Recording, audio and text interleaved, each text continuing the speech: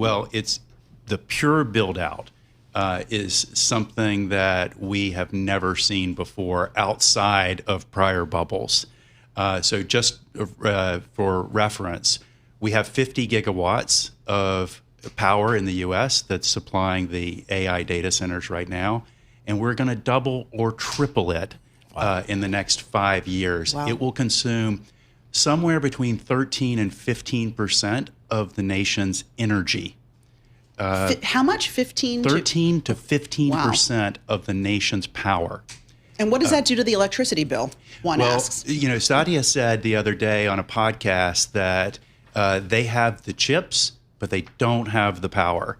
Right now, we're seeing in areas like Northern Virginia, where there are a lot of data centers, retail prices for electricity go up. So that's something I think we'll see a backlash from consumers when they realize that they're competing with a data center that's consuming its power, but has nothing to do with the local area. And that kind of goes to the issue, that power issue, Brad, has been one of the key issues, because a lot of these folks that are these hyperscalers that are funding some of this construction of some of these data centers are saying, we're going to have our own electric, our own power. And you're talking about maybe modular nuclear power. I don't know where it's going to come from. But that seems to be the gating issue at this point. Right. And there's a backlog for combined cycle gas turbines. Obviously, small modular reactors are something that's dreamed of. But right now, gas is the constraint. And then hook into the grid, which is, I think, going to be the constraining factor. You are drawing a line between what you're saying this bubble is, this AI data center bubble, back to, I wouldn't have guessed it, the UK railway mania of the 1840s. None of us here in this room, not even Paul, remembers that. But connect those dots for us. Well, the interesting analogy is that was a huge expenditure. So the UK in 1843 had 2,000 miles of track, and they approved 9,000 miles of track to be built in 5 years. So a quadrupling of the rail network.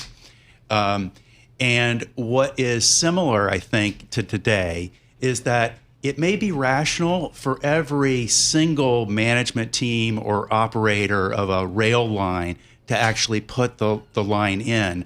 But collectively, it was madness because there were lines cannibalizing each other's traffic. And the source of the implosion of that was this.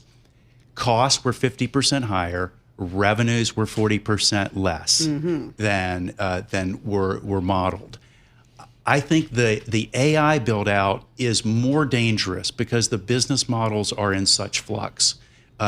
Back then, we knew that you could carry freight and paying passengers, and there would be a tariff. Some sort of revenue stream, right? The estimates were wrong, but I think that's what we will see is, do we need 7 to 10 large language foundational models? There will come a time when the competition becomes ruthless. So if you overbuild and you're just left with all these data centers, how do you roll that back, if at all? Okay. In the case of the UK in the 1840s, it turned out to be an investment that didn't pay off for the investors, but it did pay off for society. Right. Because within the next 25 to 50 years, that track was used. Why? Because the track is made of iron. Today, we are putting mostly chips, silicon, into these data centers that have a lifespan of perhaps 4 years. And they are degrading in terms of their competitive ability because NVIDIA is introducing a new generation every year. And they're almost outdated the minute they come out. Exactly. They start depreciating very fast. So the answer to your question about what do we do with all of this surplus capacity is, I think debt holders are going to eat it.